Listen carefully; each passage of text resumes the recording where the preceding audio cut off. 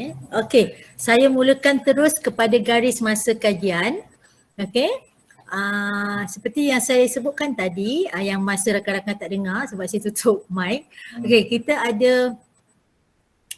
ada beberapa peringkat bagi garis masa ini bermula daripada hari ini sehinggalah pada 2 hari bulan 11 tahun 2022. Iaitu inilah garis masa kajian tindakan bagi peringkat daerah Pontian. Ya, jadi hari ini kita adakan taklimat kepada 70 orang peserta yang telah melalui saringan pertama dan tahniah telah berjaya berada di pusingan kedua. Jadi di pusingan kedua ini kita berikan taklimat supaya rakan-rakan faham apakah tindakan yang akan diambil selepas ini untuk menyelesaikan penulisan kajian tindakan rakan-rakan. Okey. Selepas 5 hari bulan ataupun selepas hari ini, rakan-rakan akan dibimbing oleh JU yang seperti saya sebutkan tadi. Rakan-rakan telah diletakkan di bawah JU tertentu. Jadi ada senarainya yang akan saya paparkan sebentar lagi. Jadi apa tindakan yang akan dilaksanakan selepas ini ialah JU akan membuat grup Telegram bersama-sama dengan rakan-rakan yang akan dibimbing. Okey, jadi ada satu kumpulan Telegram bersama-sama JU yang jadi dengan ini kami ataupun JU berharap dapat membantu dengan lebih ada personal lah dengan pengkaji. Jadi bermula pada hari ini atau mungkin esoklah kumpulan Telegram ini akan dibentuk sehinggalah 20 hari bulan 10 di mana rakan-rakan pengkaji perlu menghantar kajian tindakan 4 kitaran kepada JU masing-masing melalui Telegram. Okey, maksudnya hard copy lah. Hantar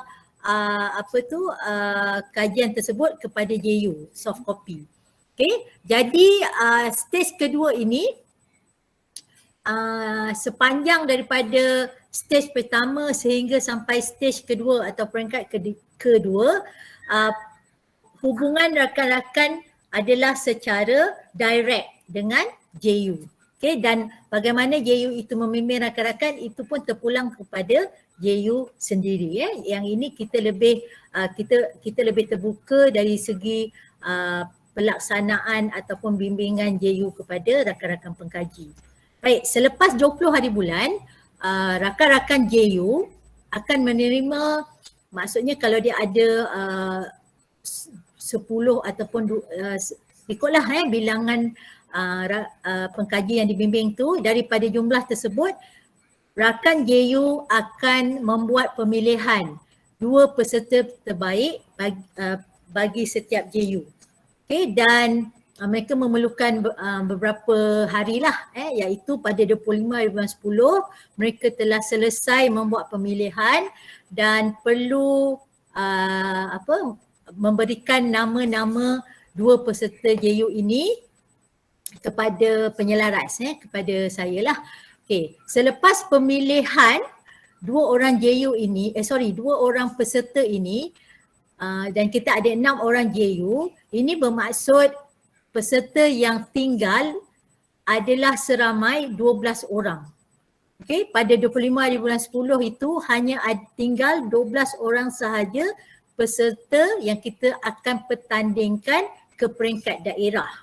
Okey, jadi bermula 26 hingga 1 hari bulan 11, 2 orang peserta ini akan dibimbing oleh JU masing-masing untuk persediaan ke pertandingan peringkat daerah. Okay, jadi kalau rakan-rakan perhatikan, bermula daripada 5 hari bulan sehingga 20 hari bulan, bimbingan JU ialah kepada kumpulan yang besar. Tapi selepas 25 hari bulan, bimbingan JU ialah kepada 2 orang peserta terakhir yang terpilih untuk ke pertandingan peringkat daerah. Okay, pertandingan peringkat daerah akan diadakan pada 2 hari bulan 11 iaitu hari Rabu. Okay, dan ini melibatkan 12 orang peserta akhir. Dan 12 orang peserta ini ialah 6 orang daripada sekolah rendah dan 6 orang daripada sekolah menengah. Okay, dan peserta yang menjuarai pertandingan kajian tindakan inilah yang akan mewakili daerah Pontian ke peringkat negeri. Okay, berapa bilangannya itu kami belum dapat kepastian lagi daripada pihak Jabatan Pendidikan. Okay. Walau bagaimanapun, semua peserta yang sampai ke pusingan kedua ini akan diberikan sijil sijil digital penyertaan peringkat daerah. Yang itu saya akan berikan kepada rakan-rakan ataupun mungkin JU secara personal akan berikan kepada rakan-rakan selepas kita selesai pertandingan kajian tindakan peringkat daerah. Okey, ada pertanyaan tak setakat ini berkaitan dengan garis masa?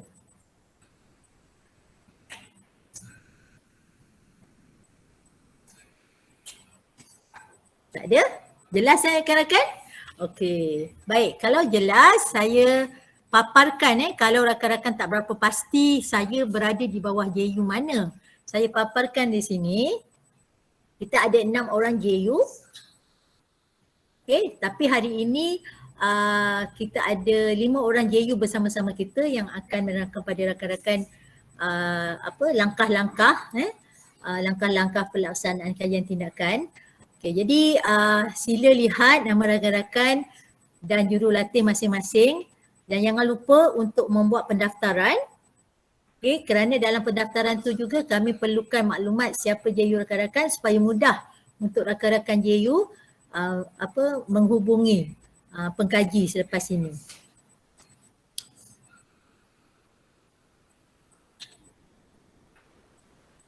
Okay, setakat ni ada soalan. Kalau tak ada, selesai sebenarnya untuk bahagian saya akan sambung kepada session seterusnya kalau tak ada soalan. Tak ada soalan Okey, Dr. Rahaya dah bersedia? Okey dah, cuma saya punya kamera ni macam tak boleh buka. Boleh dengar suara saya tak? Dr. Raya ada bahan ke untuk dipaparkan? Ada. Okey, saya stop presenting dulu. Okey.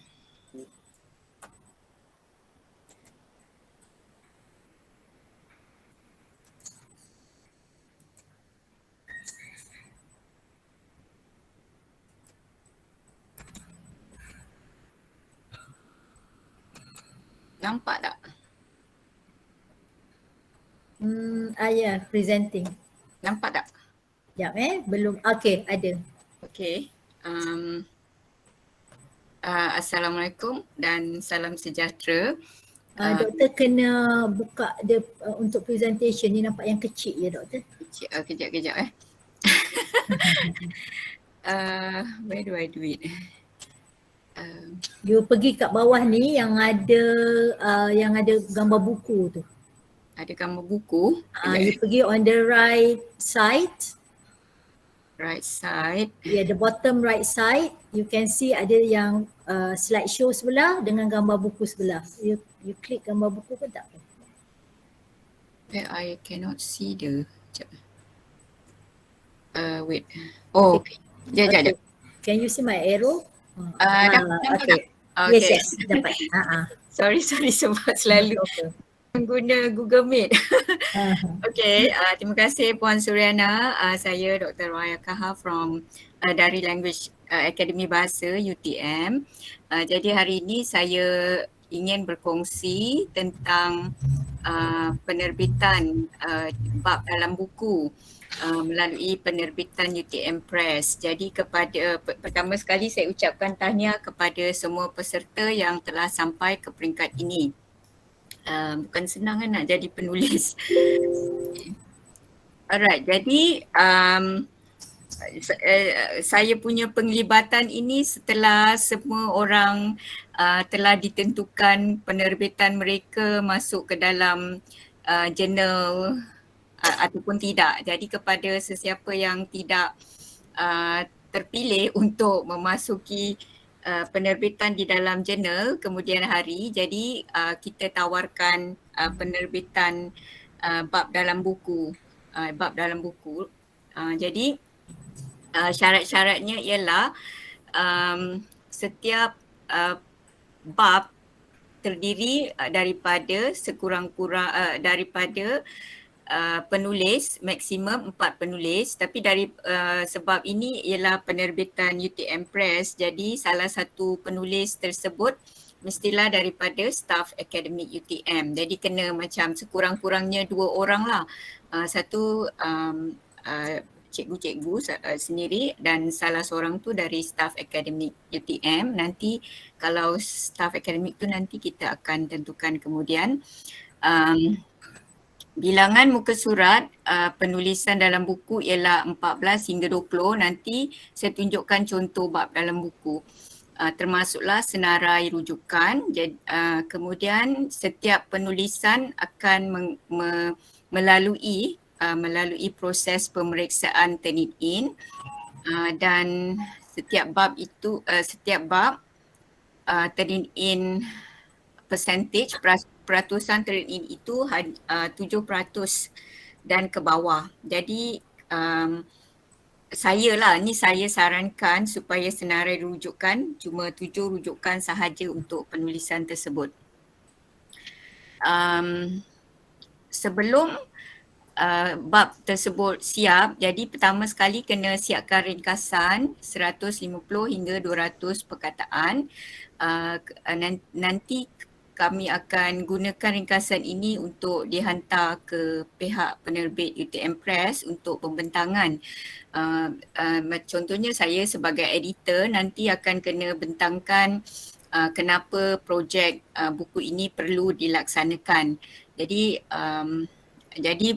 mereka akan lihat kandungan sebelum mereka minta manuskrip bab dalam buku itu.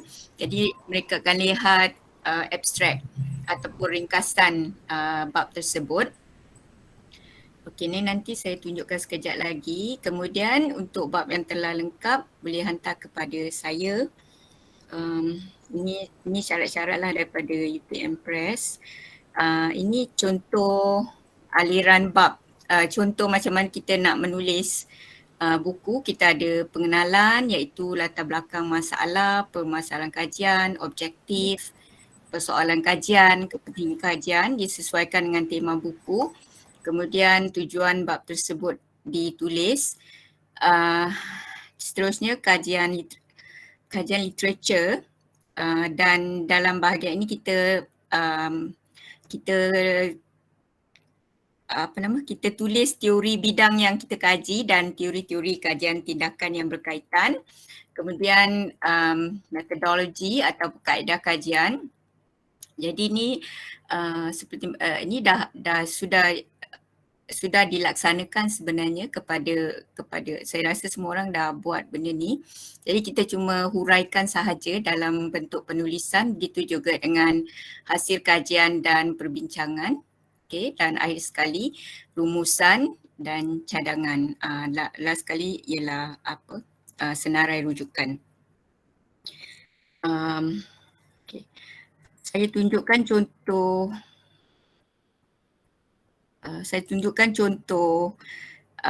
bab dalam buku.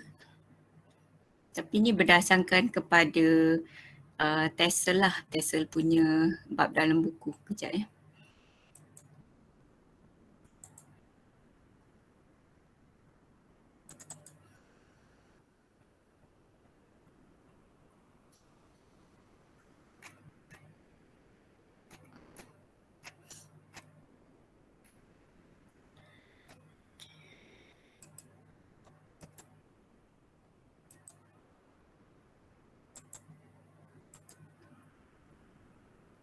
Okay, nampak tak? Okey tak? Okey, ini ialah tajuk. Nampak tak? Nampak. Nampak okey, yang ini yang nombor 1 ni ialah bab pertama lah, tapi ini kemudian bukan penulis yang buat, ini ialah penerbit. Kemudian tajuk, lepas tu nama pengarang, so ada macam ni ada 4 orang kan. Jadi salah seorang daripada sini ialah staff akademik UTM. Kemudian kita ada pengenalan, jadi tulislah apa-apa yang berkaitan dengan tajuk yang telah dipilih. Kemudian ada literature review, jadi tujuan tu kita letak dekat hujung pengenalan. Ini macam literature review lah, ini semua literature review. Okay, kemudian metodologi, kaedah kajian. Objektif ni boleh letak awal ataupun dalam ni pun boleh juga, atau nak letak research question, persoalan kajian pun boleh sebelum ni juga. Jadi huraikan kaedah macam mana kajian tersebut dijalankan, macam kajian tindakan tu macam mana dijalankan. Kemudian hasil kajian dan perbincangan. So boleh letak dalam bentuk table, sedutan excerpt, ataupun pie chart, bar chart, apa-apalah yang boleh menarik perhatian pembaca dan editor, dan kemudian jelaskan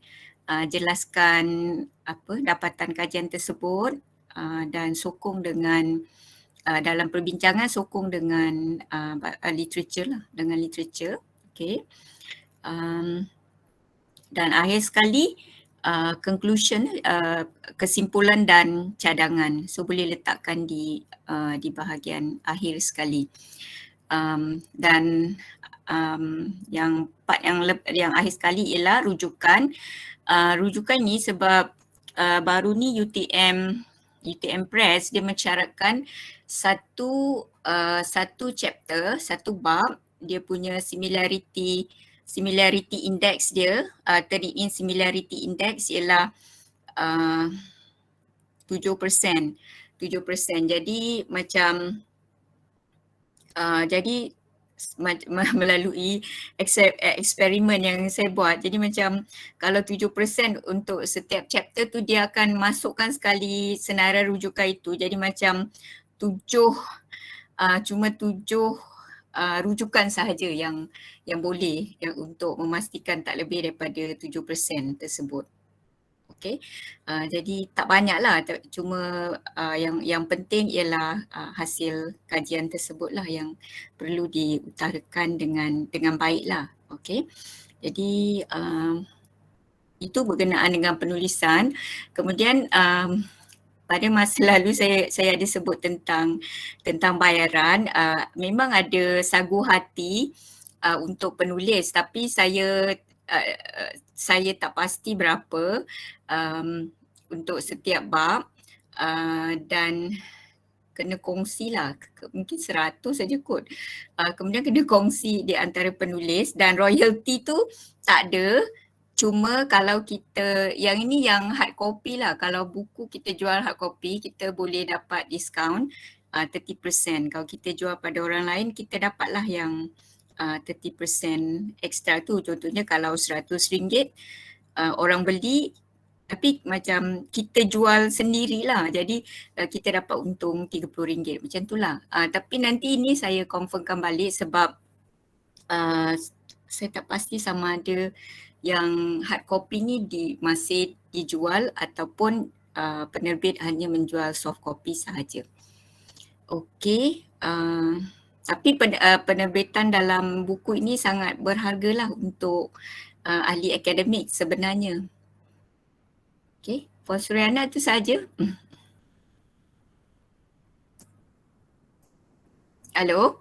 Ya, Dr. Haya, sekiranya sebenarnya saya nak ingatkan pada pengkaji, walaupun kita membuat pemilihan akhir selama 12 orang, selebihnya yang mengikuti ataupun telah sampai ke pusingan ini adalah berpeluang untuk meneruskan kajian tindakan mereka bersama-sama dengan UTM. Jadi saya nak bertanya kepada Dr. Rohaya, adakah mereka akan dibimbing sekiranya mereka berminat untuk kajian tindakan mereka diterbitkan oleh UTM Press? Adakah ada tim daripada pihak UTM yang akan membimbing mereka dengan cara-cara penulisan? Penulisan tu kita akan buat nanti saya akan buat workshop jugalah, sebab di kalangan ahli akademik macam language teachers tu pun diorang perlu menulis juga. Jadi ada yang tak berapa mahir lagi sebab ramai yang baru-baru kan dalam bidang akademik. Jadi juga dalam bidang penulisan bab dalam buku, yang ini kita akan buat workshop lah kalau perlu nanti. Eksperimen kajian tindakan itu JU lah yang tunjuk ajar. Ya, maksud saya ialah bila kita memberi peluang juga kepada rakan-rakan yang lain, termasuk juga sebenarnya 12 orang itu yang pergi ke peringkat akhir. Maksudnya sekiranya mereka berhasrat untuk meneruskan kajian tindakan ini dan diterbitkan oleh UTM Press, adalah maksudnya sebab penulisannya tu berbeza dengan kami yang menghantar ke peringkat negeri. Jadi kami perlukan bimbingan lah sebenarnya daripada UTM sebagai rakan strategik untuk bantu guru-guru kami dalam penulisan yang mengikut format penulisan UTM. Itu maksud saya tadi. Boleh. Itu nanti kita aturkan apabila kita dah confirm siapa yang akan berminat betul-betul nak menulis lah. Nanti saya pun boleh panggil penerbit UTM Press untuk bagi taklimat. Okey, jadi rakan-rakan pengkaji, saya harap ini menjadi satu pemangkin untuk rakan-rakan tahu hasil kajian tindakan rakan-rakan ini adalah sangat bernilai. Okey, rakan-rakan dah bermula, rakan-rakan boleh akhiri dengan sesuatu yang sangat bernilai yang ditinggalkan sebagai legacy. Okey, jadi sekiranya nanti rakan-rakan telah selesai dibimbing oleh JU daerah dan rakan-rakan berminat untuk meneruskannya dengan UTM, disebabkan rakan-rakan ada grup bersama-sama dengan JU daerah, rakan-rakan boleh inform pada JU daerah. Nanti JU daerah akan bagi tahu pada saya akan kumpulkan nama dan kemudian nanti langkah seterusnya saya akan berhubung dengan Dr. Rohaya. Jadi jangan lepaskan peluang ini, terutama pada rakan-rakan pengkaji hari ini yang masih muda-muda, masih panjang lagi perkhidmatannya. Kumpulkanlah pengalaman ini, tapi yang dah senior macam Cikgu Malik kan, itu pun apa salahnya kan, berkongsi sesuatu yang kita tahu akan memberi manfaat kepada anak bangsa kita lah. Baik. Sekejap, Puan Suriana, sekejap. Cuma saya nak beritahulah kalau untuk penulisan buku ni, proses dia lama sikit lah. Macam kalau kita mula tahun ni, sekurang-kurangnya 6 bulan lah daripada tarikh kita, maksud tarikh dari saya present dekat penerbit, sekurang-kurangnya 6 bulan untuk melalui proses review, editorial review dan sebagainya. Paling cepatlah. Dan 9 bulan hingga ke setahun. Tahun depan lah baru nampak hasil dia. Oh, tak apa. lebih panjang masanya lebih baik pada saya lah. Jadi mereka ada masa untuk menghasilkan yang terbaik. Itu saja ke Dr. Rohaya?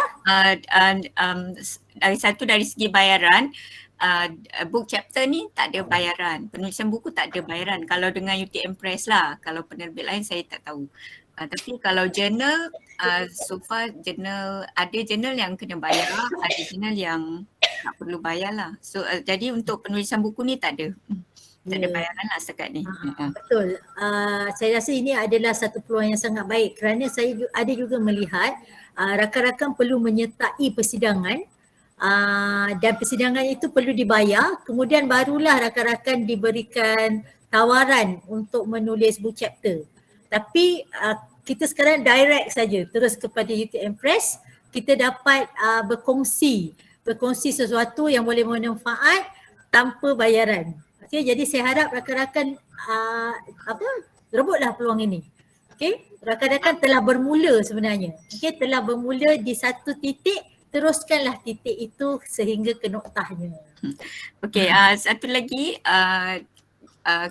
sebab saya tak tahu berapa yang akan menulis dan tema apa yang kita, macam setiap buku tu ada tema dia. Jadi tema dia nanti bila kita dah dapat papers, book chapters daripada setiap orang, nanti kita akan tetapkan tema dia supaya jadi macam setiap orang tu tidak tak perlu buat perubahan yang terlalu banyak lah nanti. Jadi macam kita dah ada bahan dia, kita cuba adjust as closest as possible to the chapters yang telah ditulis. Okay, itu saja.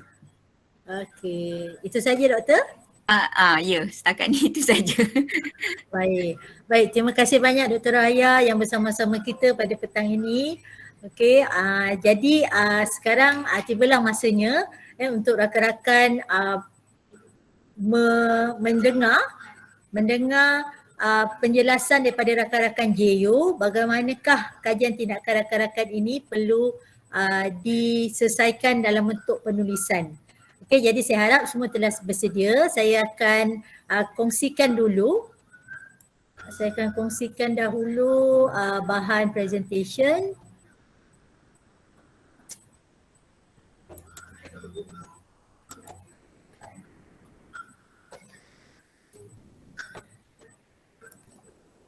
Jangan lupa isi kehadiran pada hari ini rakan-rakan.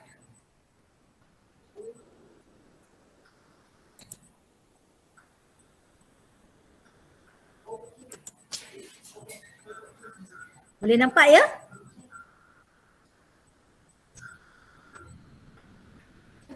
Okay.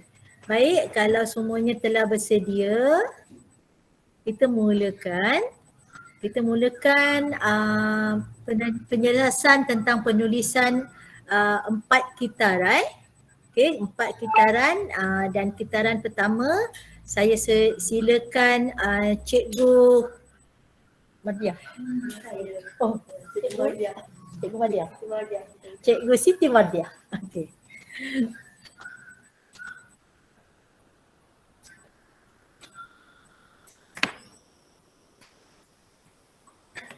Okey, bismillahirrahmanirrahim. Terima kasih saya ucapkan kepada Puan Suryana binti Masdar selaku penyelaras kajian tindakan PPD Pontian. Okay, Assalamualaikum dan salam sejahtera saya ucapkan kepada Dr. Rohaya binti Kaha, pensyarah UTM dan juga rakan-rakan guru yang hadir pada GM hari ini. Okey, mari kita lihat untuk hari ini saya akan kongsikan bagaimana penulisan 4 kitaran kajian tindakan yang cikgu-cikgu akan buat selepas ini. Okey, jadi mari kita lihat. Okey, proses kajian tindakan yang kita pilih ini menggunakan model Jack Whitehead.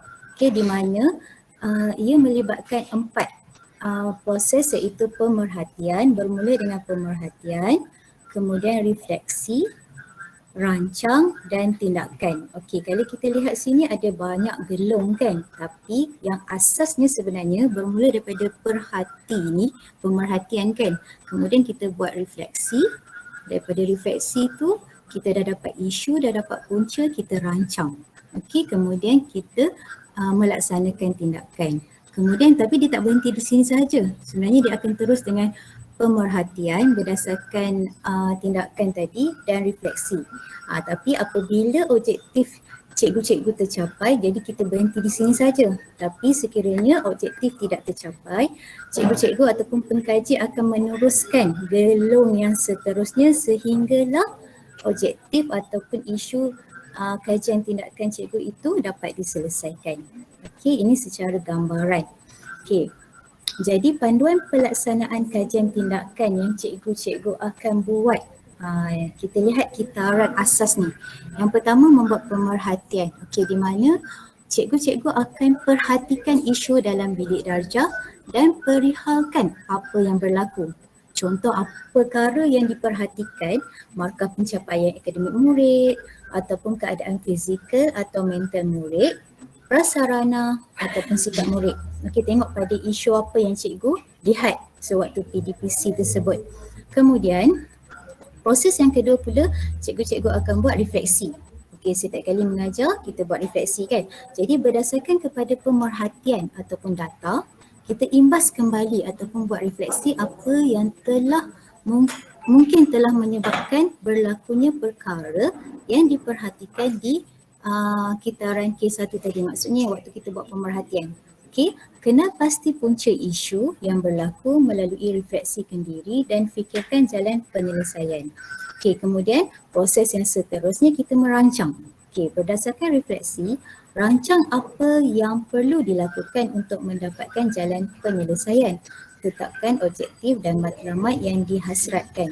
Jadi dekat merancang ni kita kena tetapkan objektif, apa matlamat kajian tindakan kita, kemudian apa metodologi yang sesuai untuk mencapai objektif yang ditetapkan. Okey, dan seterusnya, proses yang seterusnya ialah melaksanakan tindakan. Jadi berdasarkan kepada perancangan, laksanakan tindakan ataupun intervensi mengikut metodologi yang telah ditetapkan. Contoh intervensi yang cikgu-cikgu boleh gunakan dalam kajian tindakan cikgu, contohnya projek, perbahasan, pementasan, ABM, kaunseling, motivasi dan sebagainya. Dan contoh metodologi yang cikgu boleh gunakan untuk pengumpulan data dari segi ujian, rakaman, soal selidik, temu bual dan lain-lain lagi.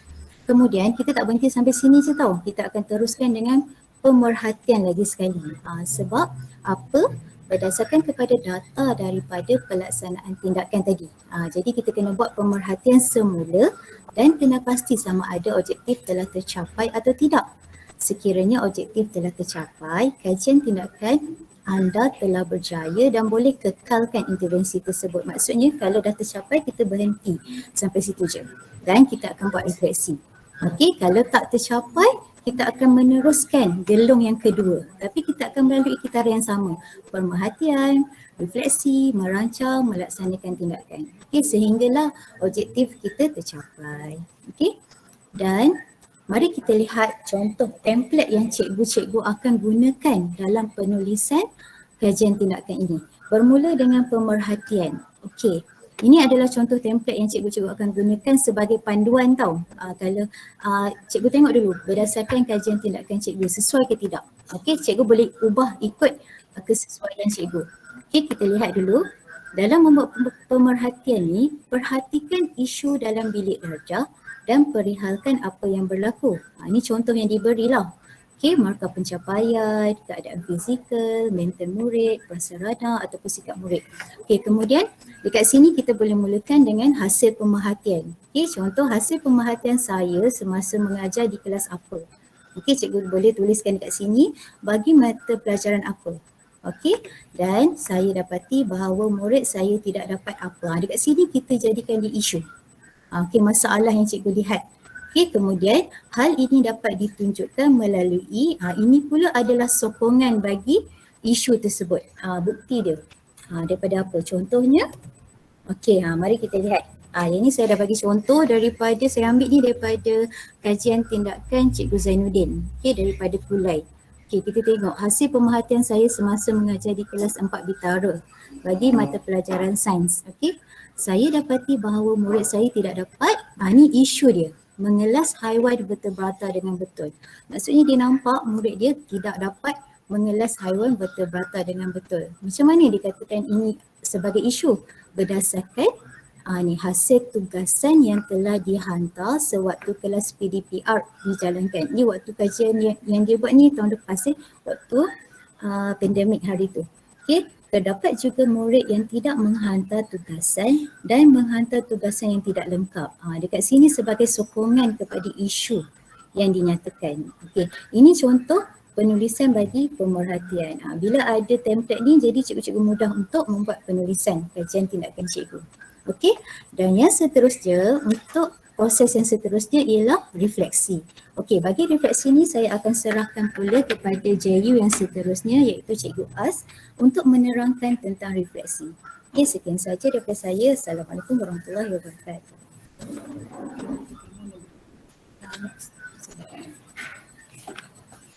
Okay, Assalamualaikum. Okay, dan selamat petang kepada semua ya. Okay, saya akan teruskan pembentangan daripada Cikgu Siti Mardiah tadi. Okey, seterusnya kita akan teruskan kitaran kajian tindakan kita, kitaran 1B iaitu refleksi.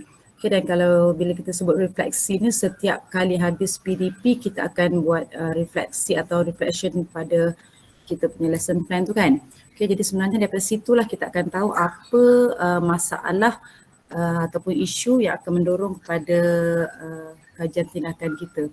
So dalam kitaran 1B ni, kitaran refleksi, kita akan kenal pasti punca isu yang berlaku melalui refleksi kendiri. Okay, kita reflect sendiri apa masalah pelajar dan juga masalah pada diri kita sendiri, masalah pengajaran kita pada hari tersebut ya. Okey, ini contoh template. Okey, kami akan bagi cikgu semua contoh template ni untuk cikgu fill in. Okey, bagi memudahkan cikgu semua ya. Okey, so ini template kalau kita tengok dalam kitaran 1B, okey, berdasarkan kepada pemerhatian data imbas kembali, buat refleksi apa yang mungkin telah menyebabkan berlakunya perkara yang diperhatikan semasa pemerhatian dilakukan ya. So sebenarnya ini adalah kita membuat analisis setiap kaedah tinjauan masalah kita. Dan cikgu boleh tengok situ ada banyak contoh banyak contoh tinjauan masalah. Cikgu boleh pilih yang mana cikgu gunalah untuk pelajar cikgu. Mungkin cikgu dengan cara bagi ujian ataupun melalui pemerhatian. Okey, tak semestinya cikgu buat semua tu ya. Okey, tinjauan masalah tersebut ya. Okey, dan kita kenal pasti punca isu yang berlaku melalui refleksi kendiri ya, macam yang saya sebut tadi. Okey, ini template-nya. Okey, dan kita tengok macam mana kita nak fill in template ni. Okey. Poin yang pertama kat situ, hasil daripada pemerhatian tingkah laku murid ataupun semakan latihan murid serta keputusan ujian dalam kelas masa saya mengajar. Okey, ini adalah kesinambungan daripada kajian tindakan seorang cikgu. Kita guna satu kajian tindakan yang sama, Cikgu Zainuddin. Sama seperti yang Cikgu Siti Mardiah terangkan tadi ya. Saya dapati murid tidak berjaya mengelas haiwan vertebrata mengikut turutan keutamaan ciri-ciri haiwan. Mereka tidak tahu apakah yang perlu diutamakan terlebih dahulu sehingga merasa bosan dan keliru. Okay, so kalau kita tengok inilah isu pelajar kita yang kita nak kaji ya. Okay.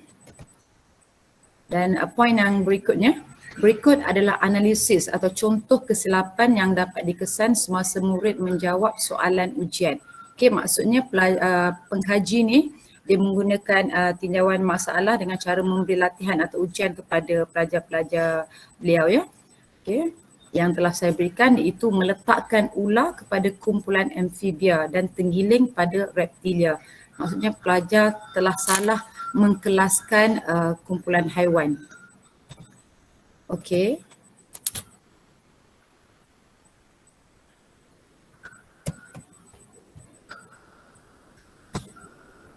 Okey, berikutnya masalah ini berlaku dalam kalangan murid. Okey, ini kita tengok kenapa masalah ni wujud di kalangan pelajar-pelajar kita. Okey, maksudnya kita fokus kepada pelajar. Kalau sini penulisan beliau mengatakan okey, masalah yang murid beliau hadapi adalah kerana tidak dapat diberikan bimbingan bersemuka yang menyebabkan penyampaian saya tidak berkesan. Mereka menjadi keliru apabila terpaksa melakukan pengkelasan sendiri tanpa bimbingan guru kerana sukar untuk membimbing mereka secara online. Okay, ini masalah ni timbul masa PDPR itu ya. Mereka juga hilang minat dan ada di antara mereka akhirnya tidak menghantar tugasan ataupun tugasan yang dihantar tidak lengkap. Okay, itu poin yang ketiga. Seterusnya, masalah ini juga berpunca daripada saya.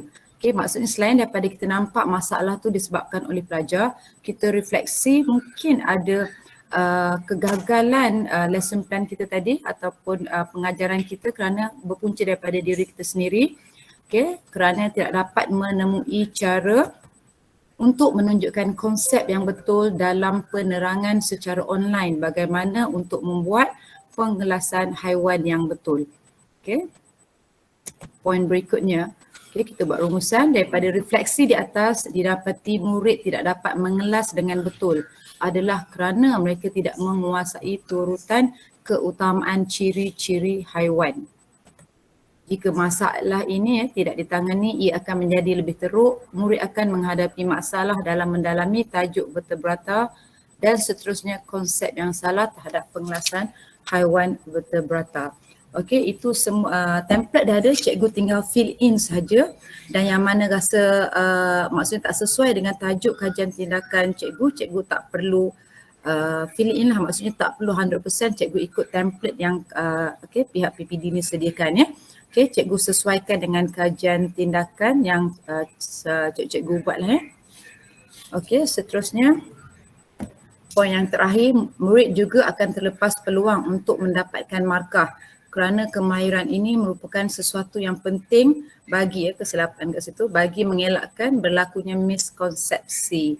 Okey, maksudnya selain daripada masalah kita sendiri, apa masalah tersebut kepada pelajar ya.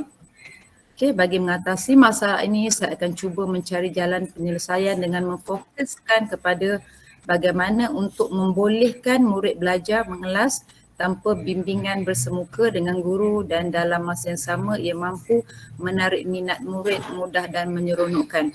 Okey, kalau kita tengok kat sini, bila isu tu dah dikenal pasti, okey, cikgu ni dah tahu apa penyelesaian yang dia nak buat, okey, apa isunya tadi.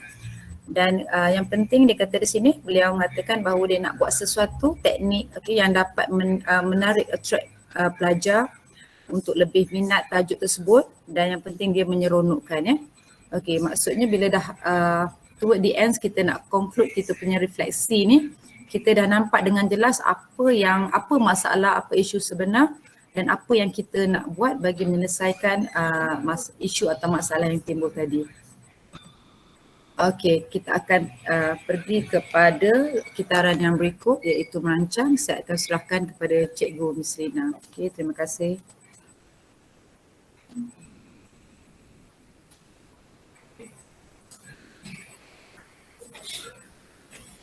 Baik, Assalamualaikum dan selamat petang rakan-rakan pengkaji yang hadir pada petang ini.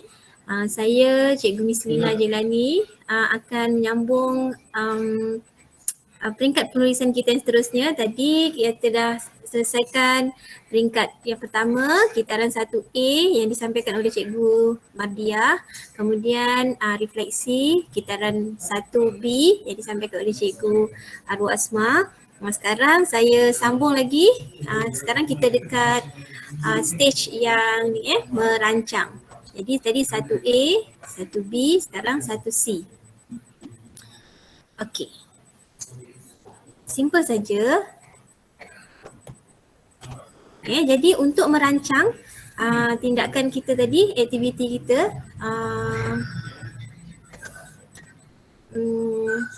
ada beberapa, minta maaf ya kat sini, mungkin ada kesilapan teknikal sedikit, sepatutnya fontnya warna hitam tapi warna putih.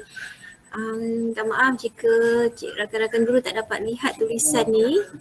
Okey, mula ialah tindakan kita untuk menentukan objektif. Apa yang kita nak dalam kita merancang aktiviti kita ni tadi, untuk merancang tindakan kita, menyelesaikan isu ataupun masalah yang kita dah kenal pasti tadi, kita pun nak buat tindakan. Jadi rancang ni bermula dengan menentukan objektif. Okey, kemudian kita tentukan, rancang untuk tentukan cara tindakan kita ataupun cara aktiviti kita. Cara tu tadi mestilah bergantung kepada objektif yang kita dah tentukan. Okey, kemudian kita akan tetapkan kaedah. Kaedah ni metodologi. Kaedah ni untuk apa? Untuk capai objektif. Okey, kemudian kita akan tentukan bagaimana kita nak capai ataupun bagaimana kaedah kita nak mendapatkan data tadi. Semua ni kita buat untuk tujuan mencapai objektif kita. Okey, kemudian apakah apakah bentuk-bentuk kaedah yang kita boleh gunakan untuk kita mendapatkan data daripada tindakan kita tadi, ialah melalui ujian ataupun rakaman ataupun soal selidik ataupun temu bual ataupun melalui dokumen. Kemudian yang terakhir, kita rancang bagaimana kita nak persembahkan data kita itu. Sama ada melalui gambar-gambar, carta, jadual, macam tu. Okay. Next lagi. Okay, ini ialah format yang cikgu-cikgu akan terima nanti. Ini sambungan daripada tadi Cikgu Ruasma, bahagian yang merancang. Jadi di dalam template yang cikgu akan lihat nanti daripada JU yang akan sampaikan kepada cikgu-cikgu. Ini saya tunjukkan yang bahagian kita yang ketiga tadi, bahagian merancang. Yang atas ini ialah panduan untuk cikgu-cikgu mengisi penulisan di bahagian yang bawah sini. Untuk bahagian merancang ni kita ada 4 stage. Saya pecahkan di sinilah supaya cikgu nampak dengan jelas. Bahagian yang pertama, kita nak menentukan objektif kajian. Macam mana kita nak tulis objektif ini ialah bergantung kepada tajuk yang kita tetapkan tadi, yang kita dah cadangkan tadi untuk kajian kita lah. Mungkin nanti kita akan murnikan sehingga tajuk tu betul-betul cantik dan sesuai dengan kita punya objektif. Okay, kemudian stage yang kedua ni ialah tentang bagaimana kita nak merancang untuk menggunakan kaedah yang kita gunakan untuk kita mencapai objektif kita tadi. Okay, kemudian yang ketiga, apakah jenis data analisis data yang kita cuba akan gunakan untuk capai objektif kita. Okay, kemudian yang keempat, kita kena rancang apakah langkah-langkah aktiviti ataupun tindakan kita untuk capai objektif kita tadi. Okay, saya tunjukkan step by step dekat sini. Untuk bahagian pertama objektif, kemudian kaedah metodologi, kemudian analisis data, kemudian apakah contoh aktiviti berdasarkan kepada tajuk kajian yang sama tadi, Cikgu Zainuddin tadi yang menang tempat ketiga peringkat negeri pada tahun lepas. Okey, kita tengok bahagian yang pertama ni. Ini bahagian yang penting sebab objektif ni ialah bergantung kepada kita punya tajuk yang kita pilih tadi. Untuk cikgu, berdasarkan kepada tajuk kajian Cikgu Zainuddin tadi, tajuk yang dia pilih ialah meningkatkan kemahiran mengelas vertebrata murid tahun 4 ketika pandemik COVID-19 menggunakan 1 minute vertebrates test. Jadi Cikgu Zainuddin ini dia ada kaedah yang dinamakan 1 minute vertebrates test. Jadi tajuk dia ni. Jadi nanti cikgu-cikgu cuba susun tajuk tu dengan jelas, menggunakan kaedah apa tindakan yang cikgu-cikgu gunakan. Jadi objektif yang kita susun tadi berdasarkan kepada tajuk yang kita pilih ni lah.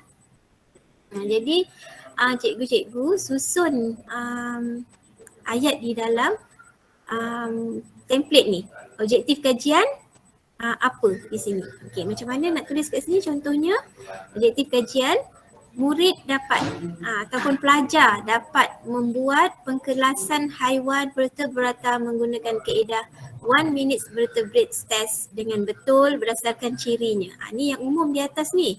Jadi perincikan lagi di bahagian bawah ini.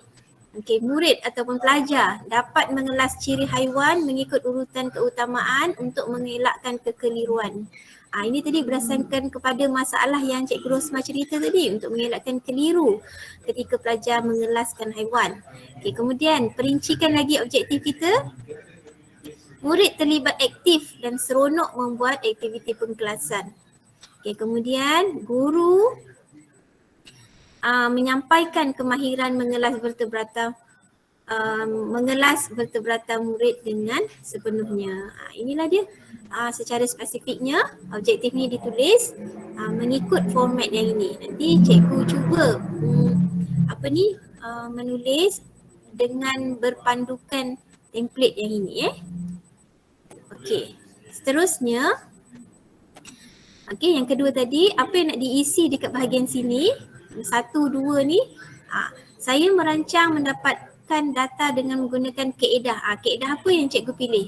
Kaedah ni mesti merujuk kepada objektif yang cikgu-cikgu dah tulis tadi. Jadi contohnya dekat sini apa? Saya merancang mendapatkan data dengan menggunakan kaedah pemerhatian. Latihan yang akan diberikan kepada murid. Dan kuis dan ujian pre dan post. Okay, jadi ada 3 kaedah di sini yang Cikgu Zainuddin ni pilih untuk melaksanakan tindakan dia. Okey, kemudian bahagian yang ketiga, analisis data. Macam mana cikgu nak tulis dekat bahagian merancang analisis data di sini? Analisis data yang akan saya gunakan untuk menentukan kejayaan ialah di sini diberikan contoh. Cikgu-cikgu bolehlah pilih mana satu analisis data yang cikgu boleh gunakan. Peratus, bilangan atau lain-lain yang sesuai dan laporkan dalam bentuk graf ataupun jadual ataupun lain-lain yang sesuai yang boleh menunjukkan kaedah cikgu ini sangat bagus untuk dibuktikan bagus, dibuktikan berjaya untuk mengatasi masalah yang kita dah nyatakan tadi, isu yang kita dah utamakan tadi. Okay, contoh ayat Cikgu Zainuddin ni di sini saya nyatakan analisis data yang akan saya gunakan untuk menentukan kejayaan ialah perbandingan markah kuis dan ujian sebelum dan selepas yang akan dilaporkan dalam bentuk carta palang, pemerhatian terhadap hasil tugasan dan sikap murid serta temu bual dengan murid. Jadi ini analisis data Cikgu Zainuddin yang Cikgu Zainuddin buat. Jadi terpulang kepada cikgu-cikgu bagaimana cikgu nak persembahkan data itu untuk menunjukkan hasil kajian cikgu itu sangat berjaya dan dapat mengatasi masalah yang telah di highlightkan tadi. Okey, kemudian peringkat yang keempat tadi kita dah tentukan objektif, lepas tu dah tentukan metodologi, dah tentukan kaedah untuk menganalisa data, kemudian kita rancang pula apakah tindakan ataupun aktiviti yang kita akan laksanakan untuk mencapai objektif yang kita dah tetapkan tadi. Jadi aktiviti ni bergantung kepada cikgu punya rancangan lah. Mungkin ada 1 aktiviti, mungkin ada 2 aktiviti, 3 aktiviti. Jadi setiap aktiviti ni perlulah perincikan setiap langkahnya. Namakan aktivitinya apa, kemudian langkahnya, langkah pertama, langkah kedua, apa yang dilakukan semasa aktiviti tersebut. Okey, saya nyatakan contoh di sini. Okey, yang ini ialah aktiviti Cikgu Zainuddin tadi. Okey, apa yang dia lakukan ialah dia ada aktiviti, ada 1 aktiviti pertama, aktiviti kedua, minta maaf ni aktiviti ketiga. Aktiviti pertama ujian pra dan post. Dia tulis kat sini tujuan dia untuk apa lakukan ujian pra dan post ini, untuk melihat peningkatan kemahiran yang pelajar perolehi. Okey, langkahnya diperincikan di situ. Bagaimana ujian pra dan post ini dilakukan? Langkah yang pertama, memberi ujian pra 10 soalan objektif kepada murid untuk dijawab melalui link sebagai kuis. Okey, langkah yang kedua, menjalankan intervensi dengan mengaplikasikan 1M VT. Ini kaedah dia lah, diringkaskan nama dia tadi, 1M VT kepada murid dalam tempoh kira-kira 50 minit.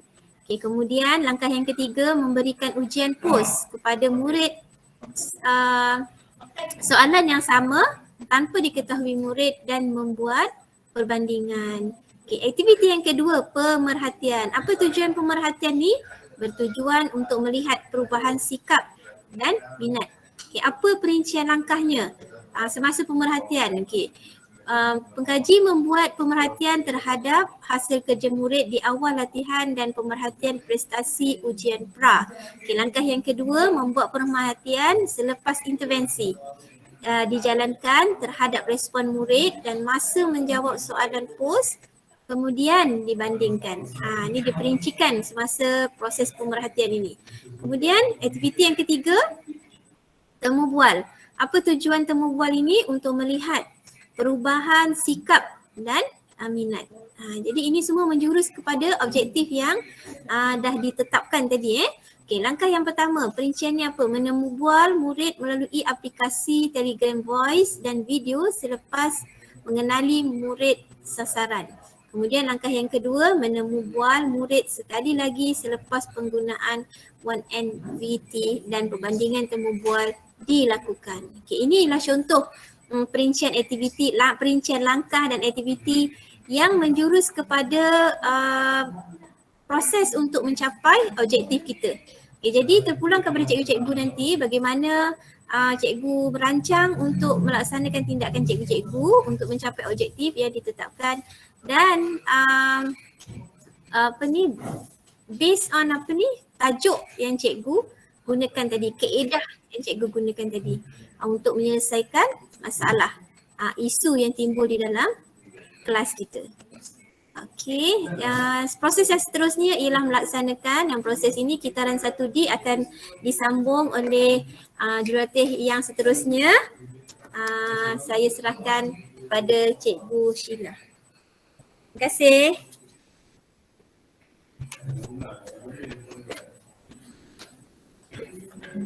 Okey, Assalamualaikum warahmatullahi wabarakatuh. Terima kasih Cikgu Miss Lina.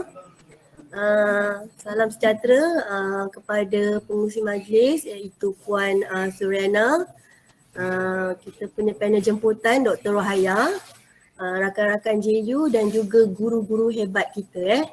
Berikan tepukan untuk diri sendiri. Okay, tahniah kerana anda terpilih. Okey.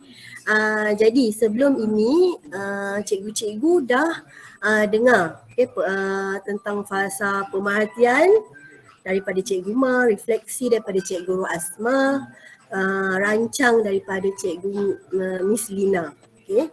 Dan sekarang ini saya akan berkongsi macam mana kita nak menulis dengan betul, ataupun berkongsi panduan macam mana nak menulis dalam fasa pelaksanaan. Okey, fasa pelaksanaan bagi saya ialah satu fasa yang penting. Ia adalah paramount. Okay. Dan sebenarnya fasa pelaksanaan ni ialah ia adalah fasa yang mana dia rentetan daripada yang kita rancang tu. Okey. Jadi yang apa yang kita rancang ni, masa inilah kita punya action, iaitu pelaksanaan. Bila pelaksanaan ni, kalau kita tengok kat slide ni, first melaksanakan. Okay, melaksanakan maknanya kita laksana, kita jalankan method, tools yang kita buat pada murid-murid. Okay. Dan penilaian, macam mana kita nak menilai. Selalunya sebelum laksana tu kita ada cara-cara nak menilai. Contohnya kita bagi ujian. Ujian bukannya maksudnya ujian tu kena ujian bulanan. Maknanya ujian skop yang kita nak nilai tu. Okay. Lepas tu penilaian selepas kita jalankan method yang kita pilih atau tools yang kita pilih. Daripada situ kesemuanya kita menjalankan pemerhatian sama ada dia berjaya ke tidak ke. Kita nak tengok kita punya method atau tools tu berkesan ke tidak. Jadi di situlah stage pelaksanaan tu bagi saya penting. Okay. Suka saya ingatkan untuk stage ni cikgu boleh snap gambar. Gambar tools cikgu atau method cikgu. Okay. Gambar ujian pra. Gambar selepas, itu evidence yang cikgu kena kumpulkan. Okey. Jadi nanti cikgu akan menerima template panduan penulisan 4 kitaran. Okey, jadi bahagian saya ialah melaksanakan tindakan. Okey. Jadi cikgu akan dapat macam inilah. Okey, aktiviti 1, aktiviti 2 dan aktiviti 3 dan seterusnya kalau ada. Selalunya kalau aktiviti 1 ni kita menjalankan ujian pra. Jadi apa langkah-langkah cikgu? Langkah 1, 2, kalau ada langkah 3, 4, 5 teruskan. Kalau tak ada, itu semua bergantung pada langkah cikgu yang pilih. Dan selalunya untuk aktiviti 2 ni kita menjalankan intervensi iaitu cikgu menggunakan metod tools yang untuk kajian tindakan cikgu tu. Okay.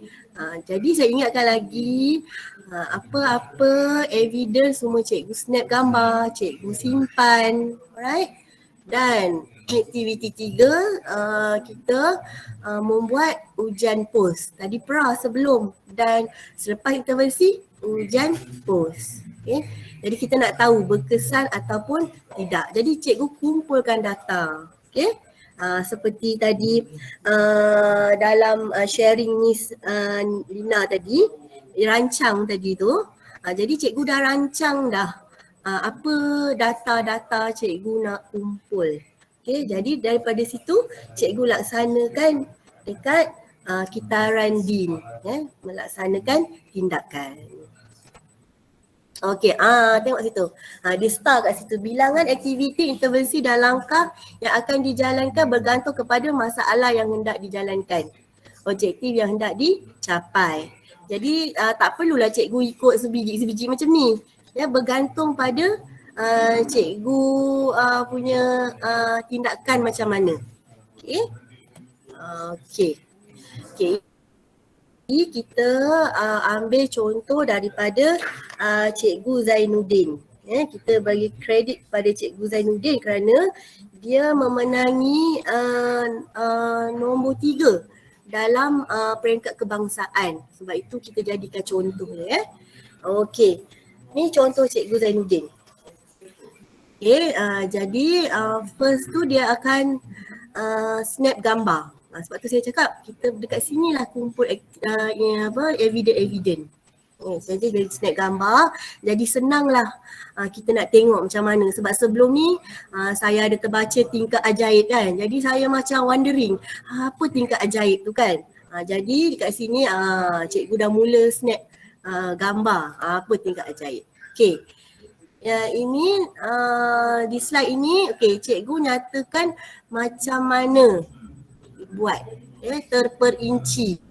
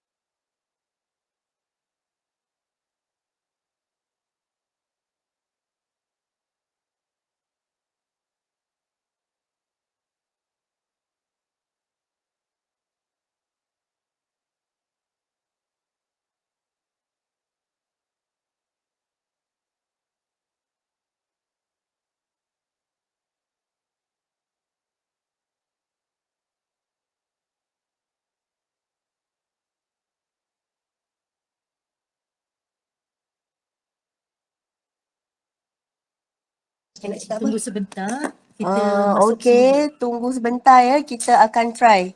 Sebab kat sini ada network connection tu, ada masalah, terputus sebentar ya.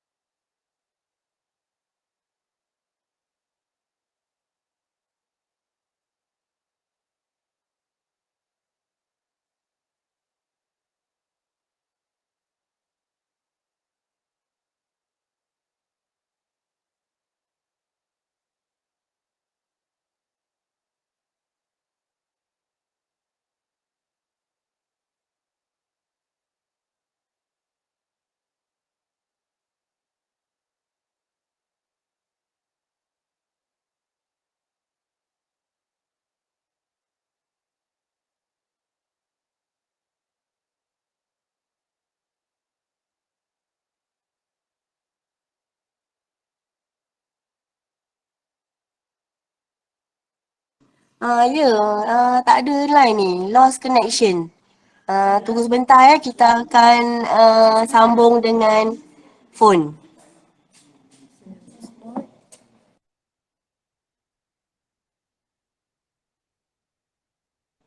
Setakat ni faham ya cikgu-cikgu?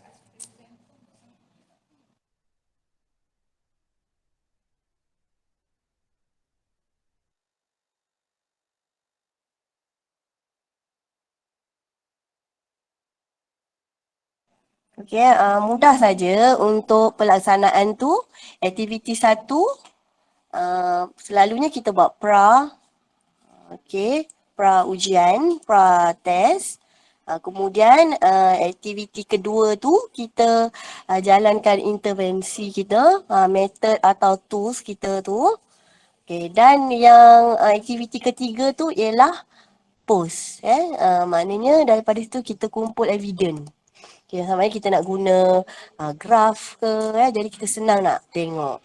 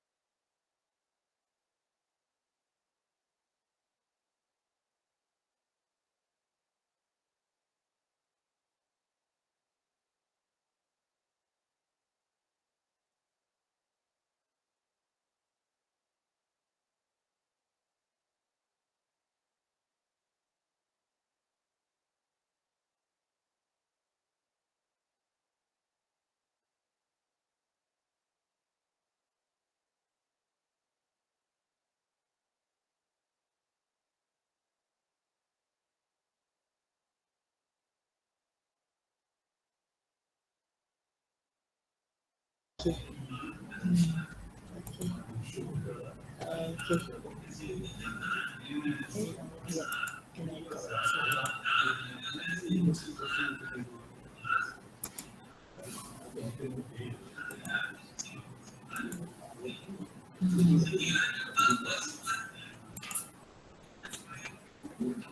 Okey.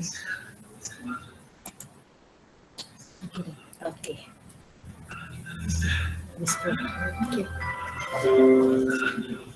Okey, alhamdulillah I'm back. Alright. So kita dekat mana ya? Okay.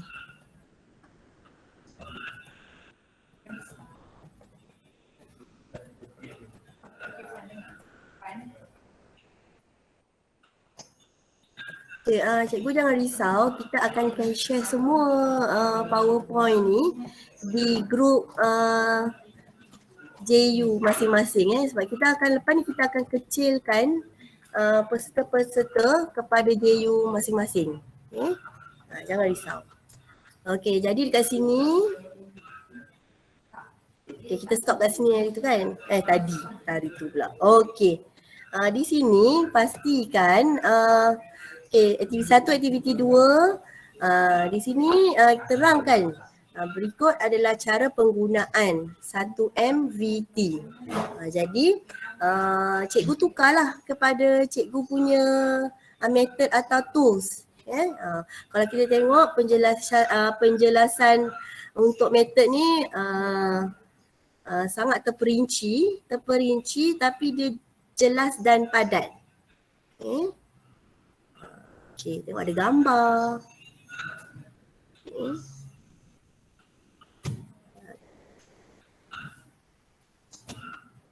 Alright. Okey, jadi cikgu boleh tengok langkah 3 menjalankan ujian pos, pemerhatian dan temu bual. Ini contoh Cikgu Zainuddin tadi ikut pada cikgu.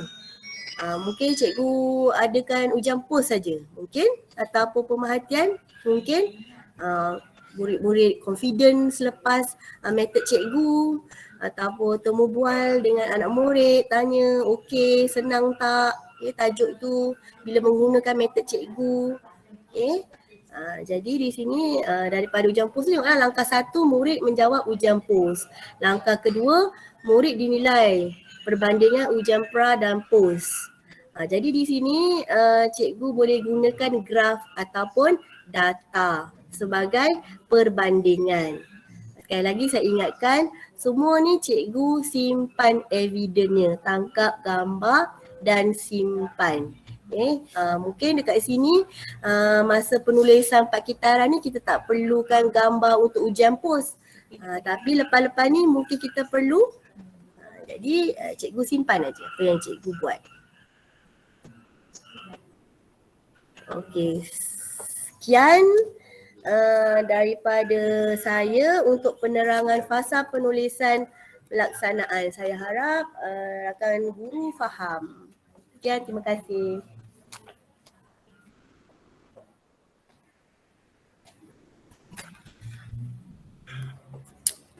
Assalamualaikum warahmatullahi wabarakatuh dan selamat sejahtera kepada para peserta saringan kedua ya.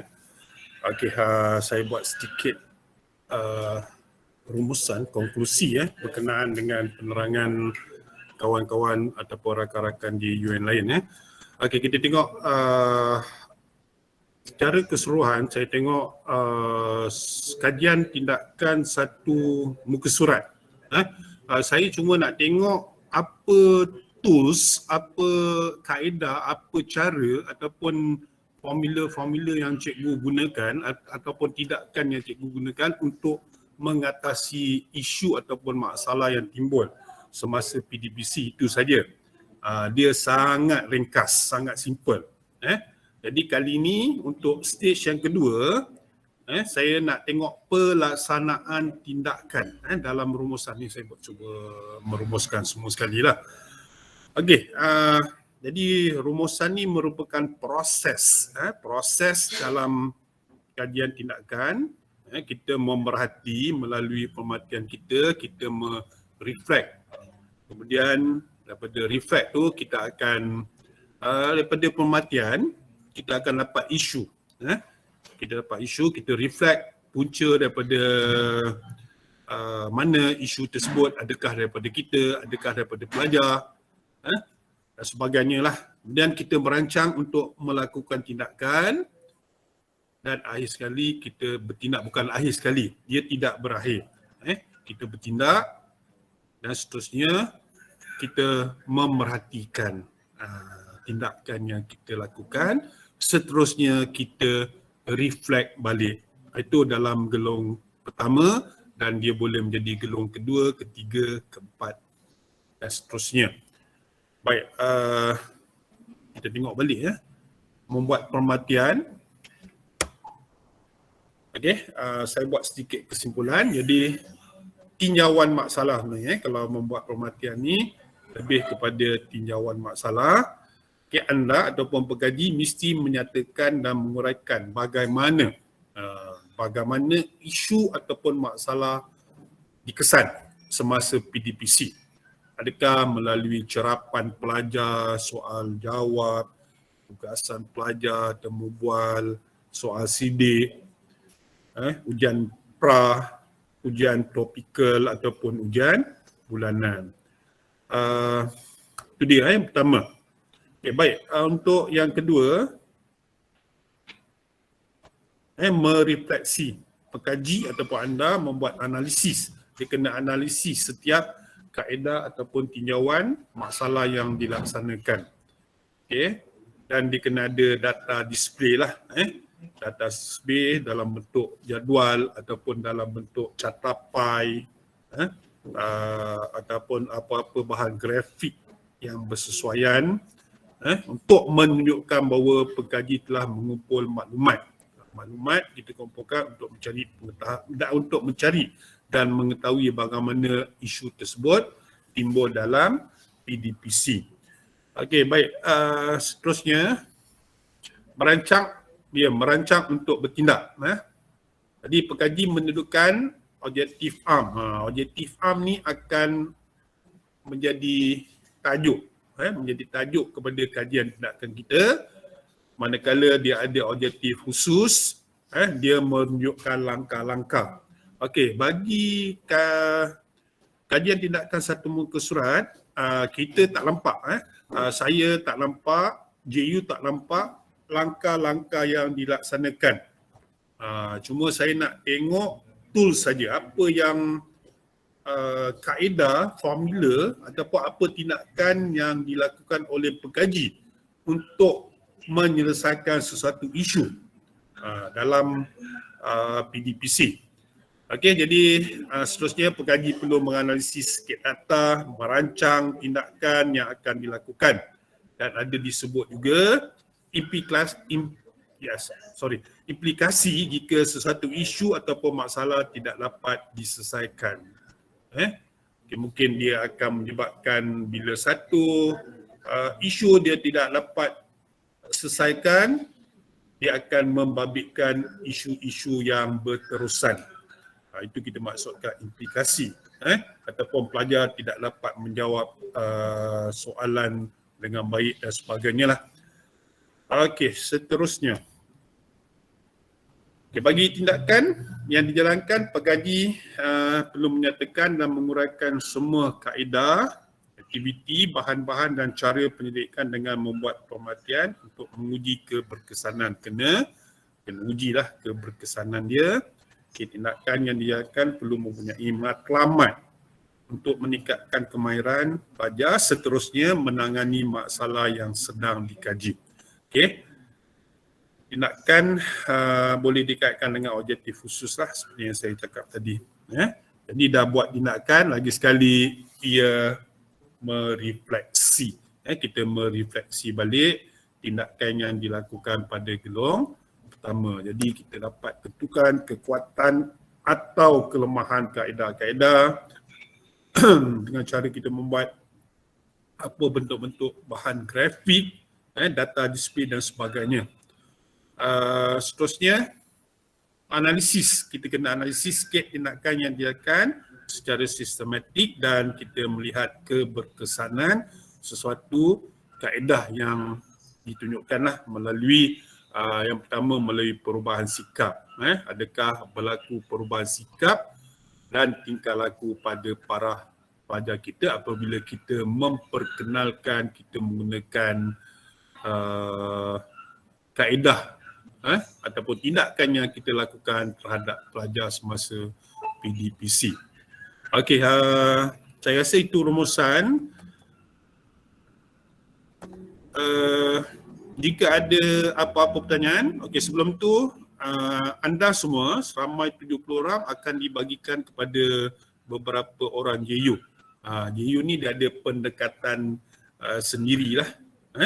Macam mana nak menghubungi anda, macam mana nak menjadi mentor ataupun cara tunjuk ajar kepada anda. Mungkin kalau macam saya, sama ada saya pergi ke sekolah pengkaji ataupun pengkaji mengantar dalam bentuk PowerPoint bahan-bahan nak tunjukkan pada saya apa yang telah dilakukan. Masa satu kajian satu muka surat tu, kita cuma nak tahu apa tools yang digunakan. Kali ni kita nak tengok dia punya step pula. Kita nak tengok step dia macam mana sehinggalah refleksi dah ada berlaku perubahan pada sikap pelajar. Dah ada berlaku perubahan pada pelajar-pelajar tidak tahu kepada tahu. Contohnya, pelajar yang dulu sukar untuk menyelesaikan satu isu yang kita kaji dan kini dengan tools tersebut mereka rasa gembira, mudah dan sebagainya. Okey, baik. Jika ada apa-apa soalan peserta pengkaji untuk saringan kedua, saya buka.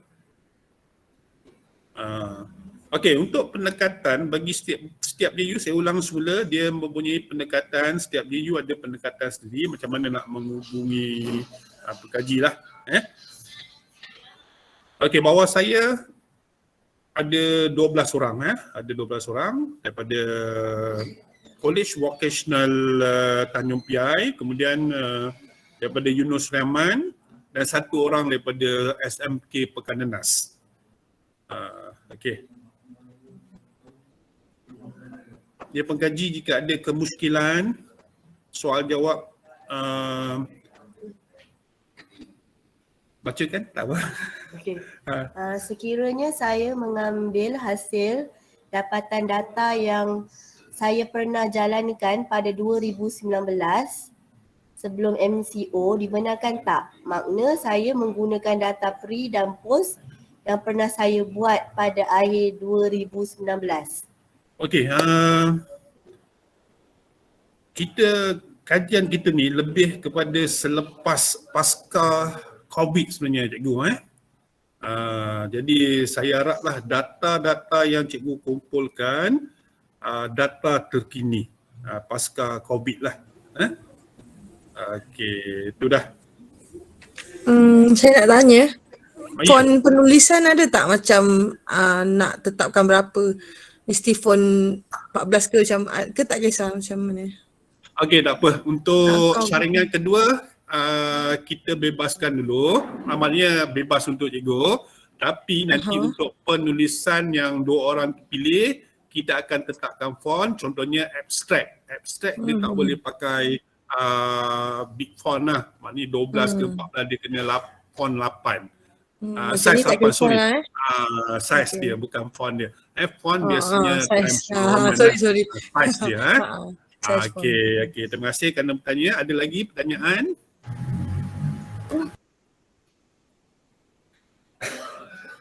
Okey, ada lagi.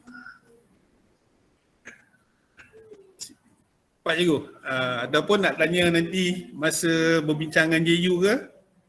Sebelum tu secara umum lah mungkin cikgu boleh tanya ataupun pengkaji boleh tanyalah. Ya. Jadi ingat 4 kita tu perhatian, kemudian reflect, merancang dan tindakan. Itu dia. Itu yang paling kita nak tengok benda tu. Kita nak tengok apa kaedah ataupun apa tindakan ataupun tools ataupun formula yang digunakan. Itu kita nak tengok pada satu muka surat. Dia tak berapa jelas nak tengok cikgu punya kitar tu. Kali kedua baru kita nak tengok benda tu. Kitaran dia macam mana tindakan cikgu. Pelaksanaan tindakan itu paling penting. Kalau dalam kajian tindakan dia nombor 9. Nombor 9 pelaksanaan tindakan. Biasanya kalau macam JU dia akan tengok benda tu.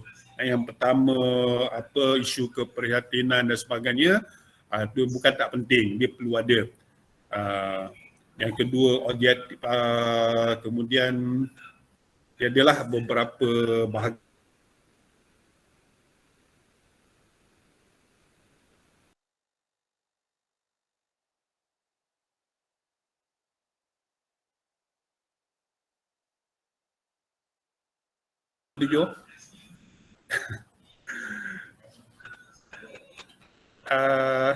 cikgu-cikgu ataupun pengkaji dah tahu JU yang akan membimbing.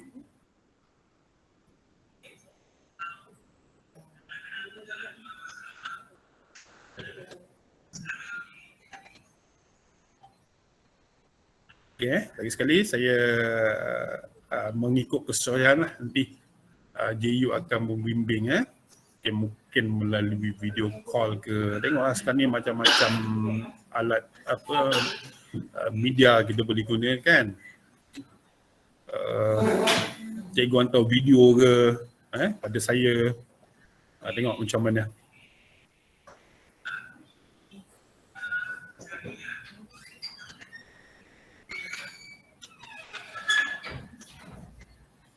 Ada cikgu? Kalau tak ada saya okey, ada lagi. Okey. Silakan bacakan boleh. Cikgu Lim tadi Ah, yang tadi dia jaga ujian post Pre pre dengan and post. post tu 2019. Okey. Jadi dia bertanya lagi, untuk tahun ini saya tidak kutipkan data pre dan post. Bab yang akan ingin jadikan kajian tindakan sudah lepas jauh. Susah sikit saya nak ulangkan bab tersebut untuk kutipkan data pre dan post. Itu pernyataan ataupun soalan tu? Dia nak beri apa? Pernyataan. Penyataan lah, nak bagi Pernyataan, tahu. beritahu. Jadi boleh tak? Maksudnya sekarang Kelonggaran. dia boleh tak guna tu? Data yang lepas. Okey, nanti cuba berunding dengan JU cikgu ya. Cikgu Lim runding macam mana, mungkin ada sedikit kelonggaran ataupun sebagainya. Cuma tarikh saya rasa pasca COVID kita lah. Saya lebih prefer macam itu. Okey cikgu.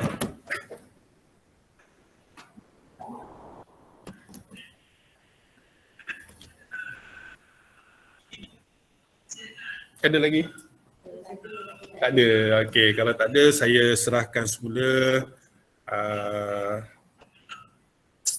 majlis ni kepada penyaras kita Puan Surina. Silakan Puan Surina.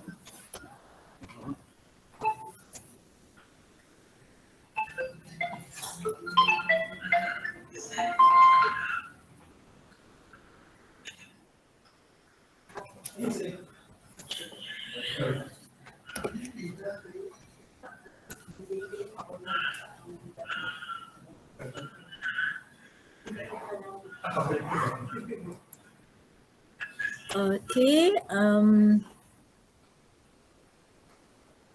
ada yang bertanya ke? Oppo smartphone.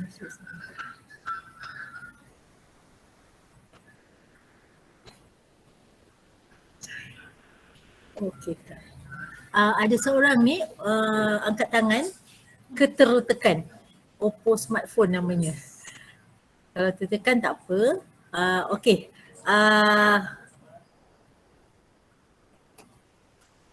Jadi telah berakhir penjelasan berkaitan bagaimana rakan-rakan pengkaji boleh memulakan kajian ataupun meneruskan kajian masing-masing. Dan seperti yang saya sebutkan tadi, rakan-rakan akan dihubungi oleh JU sama ada membuat grup Telegram atau sebagainya lah. Mungkin kalau ada keperluan untuk buat GM, itu semua terpulang pada JU rakan-rakan. Jadi dengan berakhirnya penjelasan daripada semua rakan-rakan JU, berakhirlah taklimat kita pada petang ini. Sekali lagi saya ingin mengucapkan terima kasih kepada rakan-rakan pengkaji yang telah dapat menghadirkan diri, juga kepada yang kita alu-alukan Dr. Rohaya. Terima kasih Doktor atas penjelasan. Seperti yang saya sebutkan tadi, rebutlah peluang yang diberikan pada kita, dan saya harap dipermudahkan urusan rakan-rakan untuk meneruskan penulisan kajian tindakan ini, dan kajian tindakan ini tidak berakhir hanya di PD Pontian. Kita harap rakan akan tinggalkan legasi dalam bentuk penulisan juga.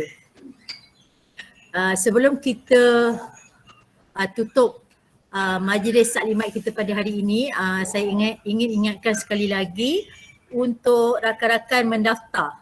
Untuk mendaftar, link pendaftaran saya telah berikan tadi di in-call messages. Okay. Kalau rakan-rakan ada masalah untuk mendaftar, sila maklumkanlah. Sila maklumkan. Okay, dan taklimat ini juga telah dirakamkan. Dan akan saya haraplah segera kepada grup penyelaras. Okay. Jadi mungkin dan juga saya akan serahkan pada rakan-rakan JU. Nanti boleh rujuk juga daripada rakan-rakan JU.